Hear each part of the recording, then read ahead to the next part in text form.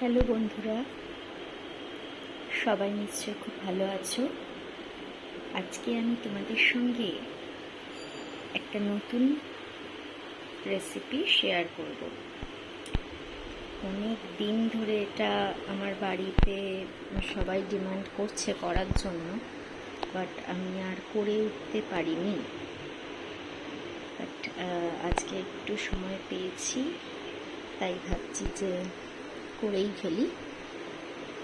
এখানে আমি প্রথমেই একটু বিউলির ডাল, যেটা প্রায় একদিন ধরে ভিজিয়ে রেখেছিলাম, আমি একটু দই বড়া বানাবো, তার জন্যই এই বিউলির ডালটা প্রায় 400 মতন বিউলির ডাল আমি এখানে ভিজিয়ে রেখেছিলাম।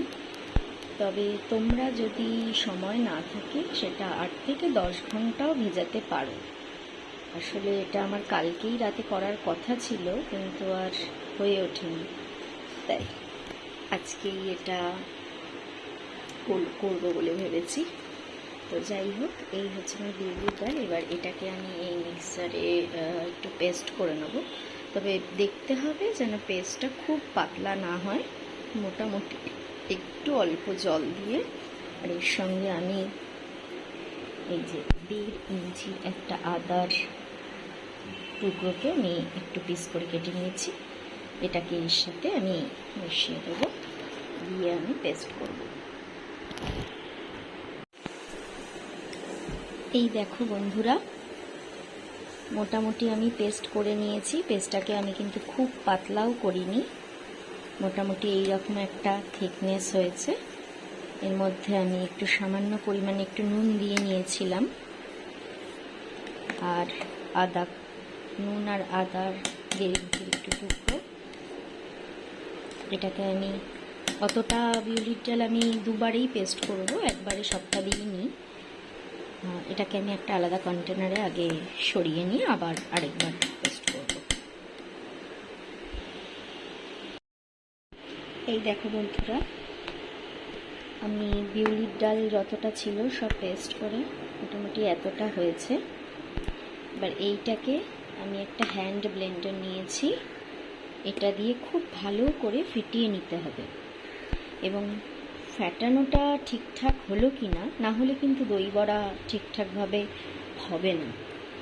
ফ্যাটানোটা ঠিকঠাক হওয়াটা খুব দরকার। কি করে বুঝবে?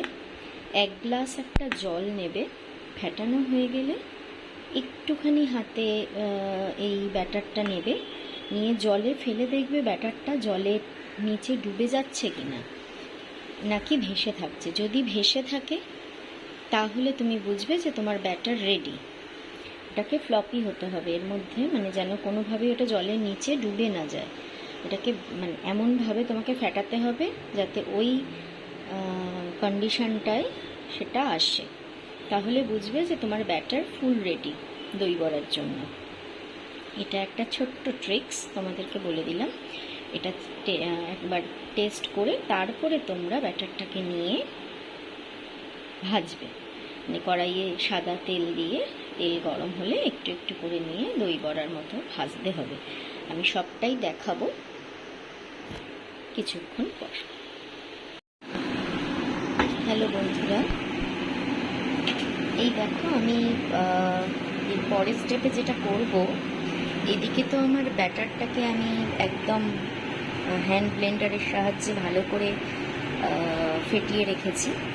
ফ্যাটানোটা হয়েছে কিনা সেটা টেস্ট করার জন্য আমি তোমাদেরকে যে ট্রিক্সটা বলেছিলাম, এ দেখো আমিও সেটা অ্যাপ্লাই করে দেখে নিয়েছি। একটা গ্লাসে একটু ওই ব্যাটারটা দিয়েছি, দেখো এটা পুরো ভাসছে, নিচে পড়ে যায়নি। এটা থেকে বুঝলাম যে আমার ব্যাটারটা মোটামুটি ফ্লপি হয়েছে। এবার তারপরেই আমি একটু গরম জল, আমার আঙুলটা ডোবাতে পারবো ঠিক সেই রকম একটু উষ্ণ গরম জল করে নিয়েছি। এর মধ্যে আমি একটু মৌরি আর হিং অ্যাড করব। আর এটা করার সাথে সাথে এইদিকে আমি তেল গরম বসিয়ে দিয়েছি। এবার একটু করে ব্যাটার ছেড়ে দেখবো যে আমার প্রিপারেশনটা ঠিকঠাক হয়েছে কিনা। একটু হিং আর মৌরি দিয়ে দিয়েছি, এটা এখন ভিজতে থাকুক। ওইদিকে আমার তেলটাও গরম হয়ে গেছে। আমার মনে হচ্ছে এবার আমি আস্তে আস্তে আমার বড়াগুলো ছাড়তে শুরু করব।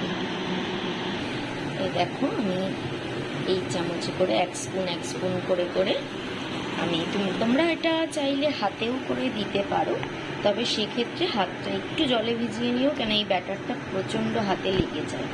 তো আমি একটা এইরকম একটা গোল স্পুন নিয়ে নিয়েছি এবং সেটাতে করে আমি বড়াগুলোকে ছেড়েছি। তেলটা আমার একটু বেশি গরম হয়ে গেছে প্রথমবারে, যাই হোক ঠিক আছে। আমি গ্যাসের ফ্লেমটা এখন একদম লোতে রেখেছি। দিয়ে বড়াটাকে এক পিঠ হলে আমি উল্টে দেবো আবার আরেক। এটার কোনো শেপ ওইভাবে হয় না, তোমরা আবার গোল শেপ করতে পারলে ভালো, না হলে যেরকম হবে কোনো অসুবিধা নেই।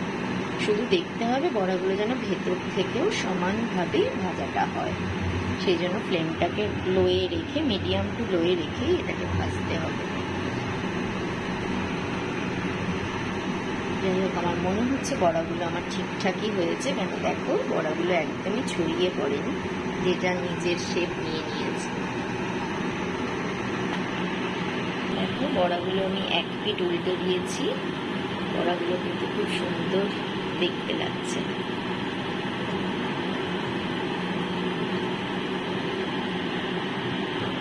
এইভাবে আমরা এই ব্যাটারটা আমার এখন করতে অনেকটা সময় লাগবে। এইভাবে তোমরা একের পর এক বড়াগুলোকে ঠিকঠাকভাবে ভেজে নাও।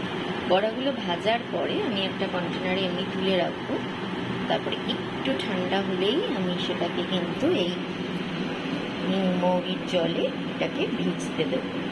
ভিজলে এর ভিতরে তুমি এরপরে যখন দইয়ের মিশ্রণটা করবে তখন সেই ভিতরে ব্যাপারটা খুব ভালো করে ঢুকবে, আর বড়াগুলো খুব নরম হয়ে ডবল ফুলে যাবে এই জলের মিশ্রণে দিয়ে।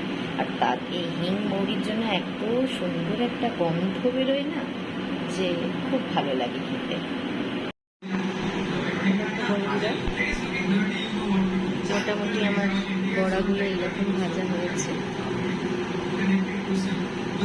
ওইদিকে আমি বড়াগুলো ভেজে একটা পাত্রে তুলে নিচ্ছি এবং তারপরে আবার হিমুড়ির জলে 6-7 মিনিটের জন্য ভিজিয়ে রাখছি, তাতে বড়াগুলো খুব নরম থাকছে। তারপর একটা টাইট কন্টেনারে আমি ঢেকেও রাখছি।